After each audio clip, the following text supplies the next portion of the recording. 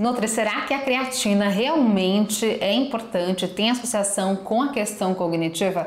Meu nome é Aline Davi, sou nutricionista, mestre e doutora em nutrição, e nesse perfil eu ensino como nutricionistas podem ter uma conduta nutricional adequada no consultório. Pois bem, vamos então falar um pouquinho sobre creatina e vale lembrar que nós temos então uma função primordial da creatina, que é a ressíntese de ATP.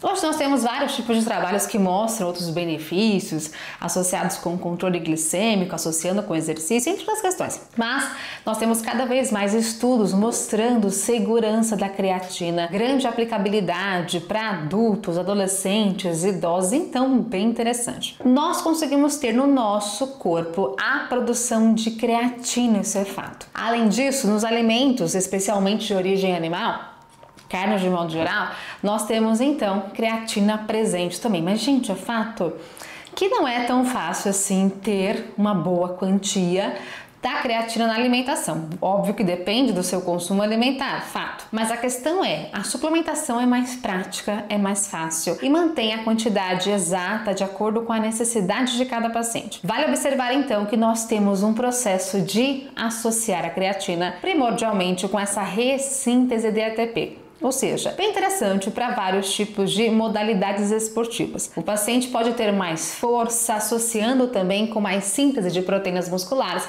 e é claro que o exercício é fundamental para tal. Creatina sozinha não consegue ter esse benefício, tem que associar com o treinamento. Além disso, é importante dizer então que nós temos algumas recomendações de dose. Por volta de 0,06 a 0,1 gramas de creatina por quilo de peso corporal por dia. E é por isso que a dose depende bastante de cada pessoa. Se a pessoa tem um peso maior, merece uma quantidade maior de creatina.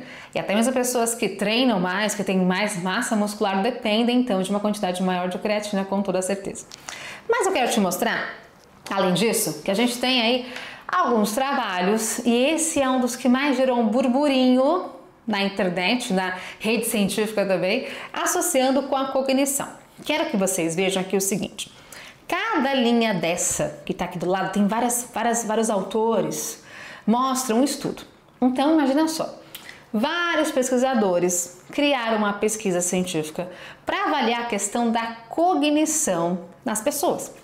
Então, pensando o seguinte, o quanto que a creatina pode ter um efeito benéfico em relação à cognição. E aí eu te falo já uma outra coisa importante. Tem gente por aí que pegou esse estudo e falou assim, nossa, tá vendo?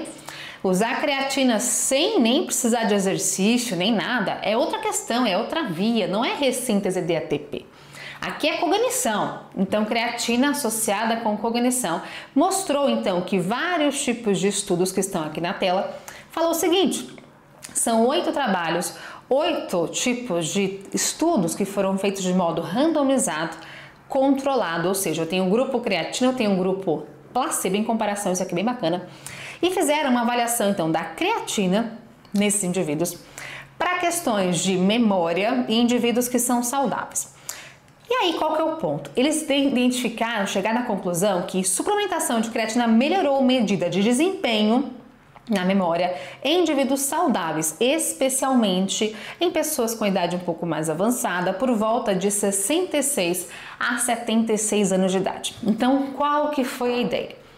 Pegaram esse estudo e falaram o seguinte, puxa, olha só, então creatina é bem interessante também para pacientes idosos, pensando numa questão de memória, de cognição, interessante. Essa foi a ideia.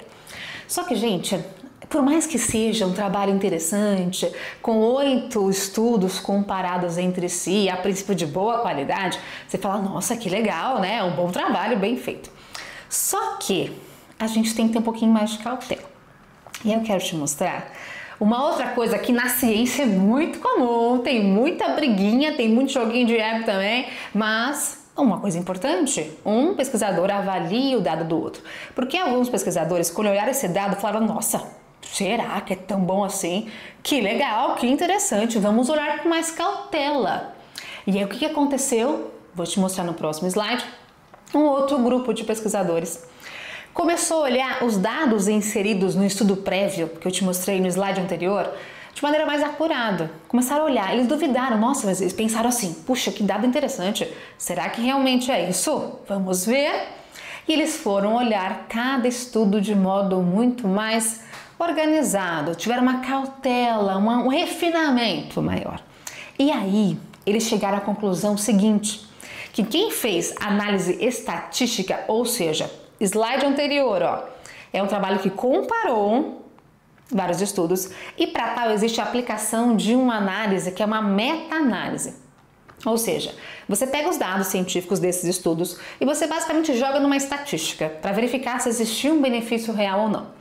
Ou seja, você pega dados matemáticos dos estudos, de acordo com cada resultado que existiu em cada grupo, e você joga num programa, basicamente, que faz uma avaliação estatística, se existiu uma diferença significativa ou se não existiu. Basicamente isso. E aqui, o que eles fizeram? Pegaram esses mesmos dados e refizeram a estatística. E observaram o seguinte, nessa análise, que o estudo prévio que eu te mostrei previamente, fizeram uma avaliação, uma contagem dupla dos participantes, duplicaram a amostra. Isso não pode ser feito. Então, o que foi estudado deve ser avaliado de maneira exata. Eu não posso duplicar o valor que está ali. Eu não posso colocar pessoas a mais para fazer uma avaliação, um peso estatístico maior. Então, já tem o erro.